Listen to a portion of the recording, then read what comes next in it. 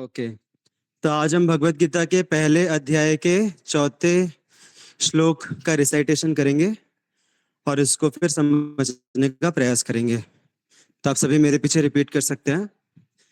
अत्र शूरा महेश्वासा अत्र शूरा महेश्वासा भीमार्जुन समायुधि भीमार्जुना समायुधि युयुधानो विराटश्च युयुधानो विराटस्व द्रुपदश्च महारथः द्रुपदश्च द्रुपदश्च महारथः। महारथ। आप में से कोई रिसाइट करना चाहेगा?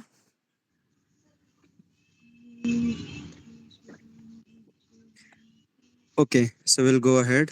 Translation. Yes.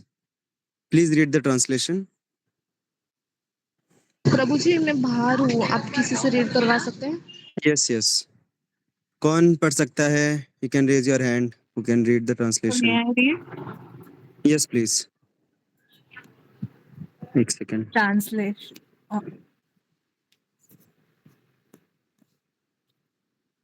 Translation. Here in this army are many heroic bowmen equal in fighting to Bhim and Arjuna. Great fighters like Yuyudhana, Virata and Drupada. Yeah. Thank you, माता जी। तो यहाँ पे जो दुर्योधन है, हमने पहले के कुछ श्लोकास में देखा कि संजय धृतराष्ट्र को कुरुक्षेत्र के युद्ध का, महाभारत के युद्ध का आंखों देखा हाल बता रहे हैं, क्योंकि उनको सिद्धि प्राप्त है कि वो महल में बैठे बैठे कुरुक्षेत्र की गतिविधियों को भी वो देख सकते हैं।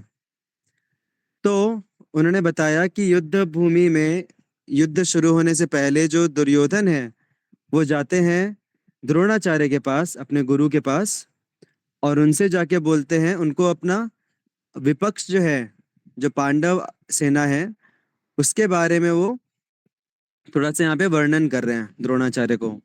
तो ये जो श्लोका है ये दुर्योधन बोल रहे हैं द्रोणाचार्य को, और वो बता रहे हैं कि देखो जो ये विपक्ष की सेना है इसमें भीम और अर्जुन तो है ही, वो तो बहुत होनहार योद्धा है ही, उनके साथ साथ और भी कुछ बहुत ग्रेट फाइटर्स हैं, और उनके नाम यहाँ पे वो बता रहे हैं, युयुधान, विराट एंड द्रुपद। तो ये तो द्रुपद, विराट, युयुधान जो हैं ये पांडव सेना के सैनिक हैं, उनके बारे में ये बता रहे हैं द्रोणाचार्य को दुर्योधन जी। तभी हम आगे बढ़ेंगे नेक्स्ट श्लोका पे, श्लोका नंबर 5। धृष्टकेतु चेकितानः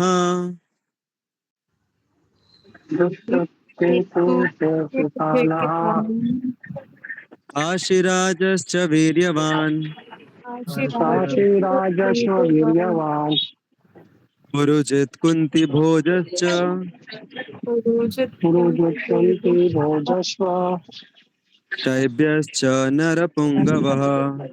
शैब्यश्च नरपुङ्गः। मैं 3 तक गिनती गिनूंगा, अगर कोई डिसाइड करना चाहता है तो you can raise your hand. 1, 2, 3। Okay, तो ट्रांसलेशन पढ़ेंगे। Ritul Mata ji can read the translation. Yes, sir. Translation. There are also great heroic, powerful fighters like Drishtaketu, Chekitana, Kashiraja, Purujit, Kunti Bhoja and Saibya. या तो ये सभी जो हैं ये कौन से, किनके आर्मी से हैं? पांडव सेना से हैं या कौरव सेना से हैं? किस किस को लगता है पांडव सेना से हैं? You can give a thumbs up. किस किस को लगता है कौरव सेना से हैं? You can give a thumbs down. या तो आप लोगों ने सही पहचाना, ये पांडव सेना के योद्धा हैं। दृष्टकेतु, चेकितान, काशीराज, पुरुजित, कुंती भोज एंड शैब्य। तो ये एक प्रकार का ना, जो महाभारत है वो एक प्रकार का विश्व युद्ध की तरह था। तो जैसे विश्व युद्ध में अलग अलग जो देश हैं वो 2 पार्टी ज्वाइन करते हैं, जैसे यहाँ पे भी जब द्वितीय विश्व युद्ध हुआ था तो उस समय एक थे एलाइज और दूसरे क्या थे? रशिया वगैरह वो सब एक तरफ हो गए थे और अमेरिका के साइड में दूसरे कुछ देश हो गए थे। तो वैसे ये जो महाभारत है वो छोटा मोटा कोई घरेलू झगड़ा नहीं है। ये पूरे दुनिया विश्व युद्ध के स्तर का ये युद्ध था महाभारत। तो आ, ये सारे जो राजा के नाम हम यहाँ पे सुन रहे हैं, ये सारे जो हैं इनके अपने अपने अलग अलग प्रदेश थे। और इन लोगों ने फिर चुना कि हमें पांडवों की तरफ से लड़ना है या हमें कौरवों की तरफ से लड़ना है। क्योंकि ये जो महाभारत ये जो शब्द है ना, हमको लगता है कि महाभारत मतलब ग्रेटर इंडिया। कई बार लोग इसको इस प्रकार से इसका विश्लेषण करते हैं, महाभारत मतलब ग्रेटर इंडिया, महा मतलब ग्रेटर, भारत मतलब इंडिया। बट एक्चुअल में शास्त्रों में जो भारत है ना, भारत मतलब अपना इंडिया भारत नहीं है। पूरा ये जो पूरा जो ब्रह्मांड है वो अलग अलग लोकों में डिवाइड किया गया है। जैसे स्वर्ग लोक, फिर महर लोक, तपलोक, जनलोक, फिर नीचे पाताल लोक, सुतल लोक, ऐसे अलग अलग लोक हैं। उनमें से एक लोक है हमारा ये भूमि, भूलोक। और जो पूरा भूलोक है उस भूलोक को अलग अलग द्वीपों में डिवाइड किया गया है, विभाजित किया गया है। अलग अलग द्वीप हैं पूरे भूलोक में। तो भूलोक जो है ना, एक्चुअल में हमको लगता है भूलोक मतलब पृथ्वी, अपना प्लैनेट। बट नहीं, ऐसा नहीं है। जो शास्त्रों के अनुसार जो भूलोक का वर्णन है वो सिर्फ पृथ्वी नहीं है, पृथ्वी उसका एक छोटा सा अंग है। भूलोक जो है बहुत विशाल है और उसमें से उसका एक अंग है पृथ्वी, जो हमारा अर्थ प्लैनेट है। और ऐसे बहुत सारे अलग अलग द्वीप हैं। और हर एक द्वीप जो है वो अलग अलग वर्षों में डिवाइडेड है। एक एक द्वीप के अंदर बहुत सारे वर्ष वर्ष बोलते हैं। जैसे किम पुरुष वर्ष करके एक है, फिर एक भारत वर्ष है उसमें से एक। तो भारतवर्ष इन शॉर्ट, अगर हम ज्यादा टेक्निकलिटीज में नहीं जाएंगे, तो भारतवर्ष पूरा जो पृथ्वी है वो पूरा का पूरा पृथ्वी भारतवर्ष से यहाँ पे वर्णित किया गया है। तो जब हम भारत महाभारत की बात कर रहे हैं तो ऐसा नहीं कि सिर्फ इंडिया में ही युद्ध हुआ था, इंडिया में अलग अलग डिवीजन हुए थे, नहीं। पूरा का पूरा जो पृथ्वी था उसके स्तर का ये युद्ध था। और उसमें अलग अलग जो प्रांत के लोग थे उन्होंने खुद को दोनों में से किसी एक पार्टी में डाला, या तो कौरव या तो पांडव। तो ये बेसिकली मेरा पॉइंट यहाँ पे ये बताने का है कि बहुत ही बड़े स्तर पे युद्ध हुआ था, पूरे पृथ्वी के स्तर पे युद्ध हुआ था। कोई छोटा मोटा एक देश के बीच में युद्ध नहीं हुआ था ये। तो that's what we can understand here. Now will go ahead. सभी रिपीट कर सकते हैं मेरे पीछे। भगवत गीता 1.6। युधामन्युश्च विक्रांत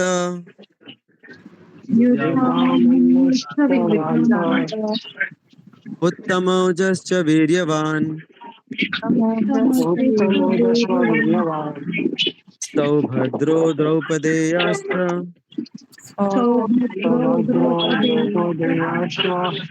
सर्व एव महारथा।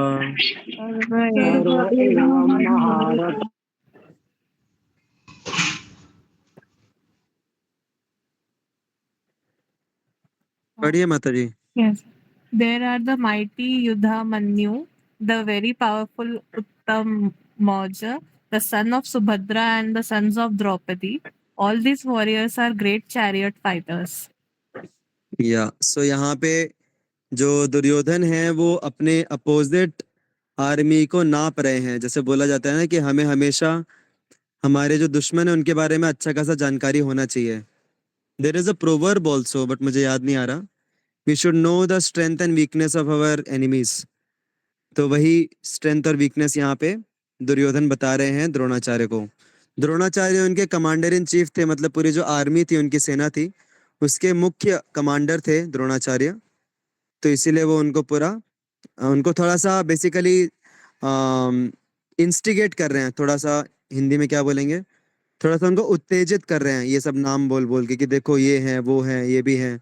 ऐसे करके उनको उत्तेजना बढ़ा रहे हैं जिससे वो पूरे शक्ति और पूरे उत्साह से वो युद्ध कर पाए। सो नेक्स्ट 1.7 पे जाएंगे। अस्माकं तु विशिष्टाये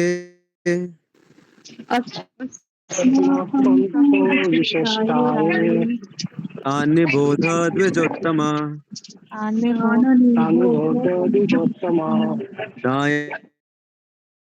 यका मम सैन्यस्य नायका मम सैन्यस्य संज्ञार्थं तान् ब्रवीमि ते।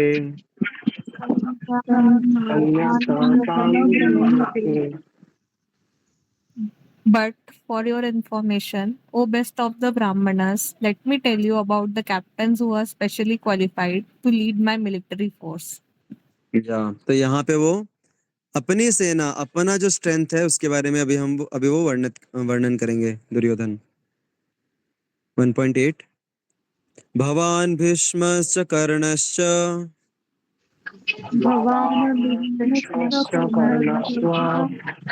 कृपश्च समितिञ्जयः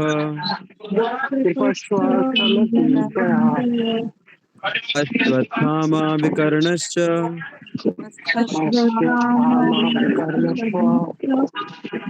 सौमदत्तिस्तथैव च।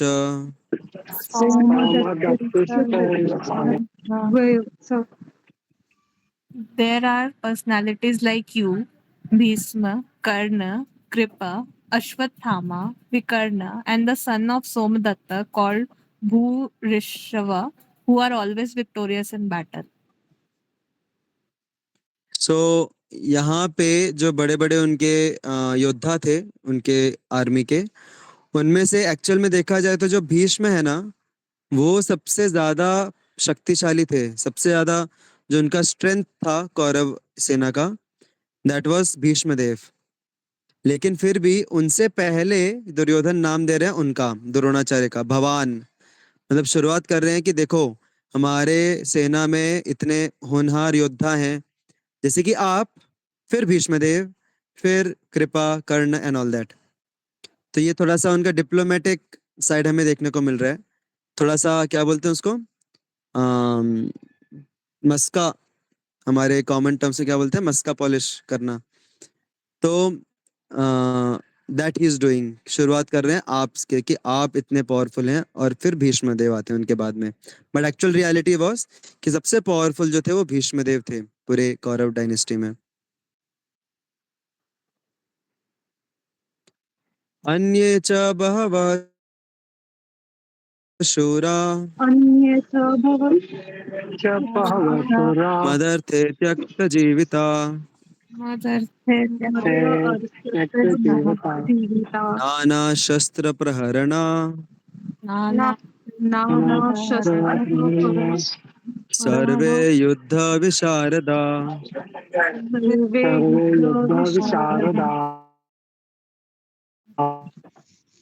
There are many other heroes who are prepared to lay down their lives for my sake. All of them are well equipped with different kinds of weapons, and all are experienced in military science. तो देखिए यहाँ पे हमें दुर्योधन की मानसिकता देखने को मिल रही है। वो किसी भी व्यक्ति को किस हिसाब से जज कर रहे हैं कि वो मेरे लिए कितना अपने जान जीवन की बलि देने को तैयार है, मेरे अपने जान की बलि देने को तैयार है मेरे लिए, ऐसे करके वो नाप रहे हैं अपने सारे योद्धाओं को। और इसमें आगे हम तात्पर्य में आप लोग देखिए, हम लोग तात्पर्य नहीं पढ़ रहे क्योंकि उसमें बहुत ज़्यादा टाइम चले जाएगा। बट मैं आप सभी से रिक्वेस्ट करूंगा कि आपके पास अगर ये है भगवत गीता यथारूप, तो इसका आप तात्पर्य भी पढ़िए, आपको और ज़्यादा क्लैरिटी और ज़्यादा इन डेप्थ अंडरस्टैंडिंग मिलेगा। बट क्योंकि हमारा टाइम बहुत शॉर्ट रहता है, इसमें 20 मिनट का ही रहता है, तो इसलिए हम जस्ट ट्रांसलेशन पढ़ेंगे। और मुझे जो भी तात्पर्य पढ़ के जो भी मैं समझ पाया वो मैं आप सभी से शेयर करूंगा। तो तात्पर्य में प्रभुपाद लिखते हैं कि यहीं पे जो दुर्योधन है अपना फ्यूचर बता दे रहे हैं। फ्यूचर क्या होने वाला है कि ये सबके सब मरने वाले हैं, और यही चीज यहाँ पे दुर्योधन खुद अपने मुंह से बोल रहे हैं कि ये सभी मेरे लिए अपनी जान देने को भी तैयार हैं, क्योंकि एक्चुअल में जान जाने वाली है आगे जाने के बाद। तो ये थोड़ा सा जो असली लीडर रहता है और जो मिस लीडर रहता है, एक रहता है लीडर और दूसरा रहता है मिस लीडर, जो लोगों को गलत दिशा में लेके जाता है। तो लीडर और मिस लीडर में यहाँ पे हमें थोड़ा फर्क देखने को मिलता है। जो लीडर रहता है उसकी मानसिकता रहती है कि मैं अपने लोगों के लिए जान देने को तैयार हूँ। जैसे बोला जाता है ना कि असली लीडर कौन होता है, जब भी कुछ सफलता मिले तो वो अपने टीम को आगे करता है, और जब भी कुछ चैलेंज आता है या कुछ सामने वाले की तरफ से कुछ करेक्शन आता है, फीडबैक आता है, तो वो पूरी जिम्मेदारी अपने ऊपर लेता है। आप लोगों ने सुना है ऐसा? ये प्रोवर्ब बहुत फेमस प्रोवर्ब है कि प्रोवर्ब नहीं बोलेंगे, बहुत फेमस ये अंडरस्टैंडिंग है कि असली लीडर वो होता है जो मुसीबतों में खुद सामने आए और सक्सेस में अपनी टीम को सामने सामने करे। लेकिन यहाँ पे इनका क्या मानना है कि सबको मेरे लिए जान देने को तैयार होना चाहिए। यहीं पे हमें पता चल रहा है कि कितने अव्वल दर्जे के लीडर हैं दुर्योधन जी। तो हमें भी समझना चाहिए कि कभी भी हम अगर लीडरशिप के रोल पे हैं, लीडरशिप हम जरूरी नहीं है कि हमको किसी ने अपॉइंट किया हो, हम अपने घर में हो सकता है लीडरशिप रोल में हो। जैसे हमने यहाँ पे ऑफलाइन सेशन में एक बार डिस्कस किया था कि हर एक व्यक्ति एक सर्वे के अनुसार हर एक व्यक्ति अपने जीवन में कम से कम 10,000 लोगों को इन्फ्लुएंस करता है अपने कार्यों के द्वारा, भले ही वो लीडरशिप रोल में नहीं भी हो तो भी। तो चाहे ना चाहे हम सभी के सभी लीडर हैं कुछ ना कुछ दायरे के लिए। तो जितना ज्यादा हम सेल्फिश रहेंगे, हर चीज में खुद को ही आगे करेंगे, उतना ज्यादा हम अपने आसपास के जो लोग हैं उनकी हम फेवर्स उनके फेवर्स क्या बोलेंगे हिंदी में, अ, उनकी सहमति हम उतनी गेन नहीं कर पाएंगे, उतनी प्राप्त नहीं कर पाएंगे। तो जैसे रामायण में एक बहुत अच्छा उदाहरण आता है। रामायण में जो रावण थे, जब भी उनका कोई सैनिक मरता था तो वो अपने सारे सैनिकों को पानी में डाल देते थे। जैसे ही कोई सैनिक मरा, इमीडिएटली उसको पानी में डाल देने का, पानी में बहा देने का। क्यों? क्योंकि जिससे कि पता ना चले, लोगों को पता ना चले कि कितने लोग मर गए उनके सेना में। क्योंकि अगर दिखेगा कि अरे इतने सारे लोग मर गए तो फिर हतोत्साहित हो जाएंगे। तो इसलिए वो कुछ नहीं, कुछ क्रियाक्रम करना कुछ नहीं करते थे, डायरेक्ट पानी में डाल देते थे, जो मरा उसको पानी में डाल दिया। तो ये हुआ रावण टाइप का लीडर। और राम जी, भले ही उनकी सेना में सब बंदर थे, लेकिन फिर भी एक भी बंदर मरता था तो सबका वो क्रियाक्रम करते थे, सबका प्रॉपर वो प्रोसीजर करते थे। तो यहाँ पे हमें लीडरशिप का और मिस लीडरशिप जो है उसमें यहाँ पे फर्क देखने को मिल रहा है। मिस लीडर जो रहता है वो खुद को हमेशा सेल्फिश, खुद को हमेशा सेंटर में रखता है, और लीडर जो रहता है वो हमेशा अपने टीम के भले को सेंटर में रखता है। So will stop here, it's already 8:50। Hare Krishna. Thank you so much. शिल प्रभुपाद की जय जय। श्रीमद् भगवद गीता की जय जय। Hare Krishna Prabhu ji. Hare Krishna. Thank you so much.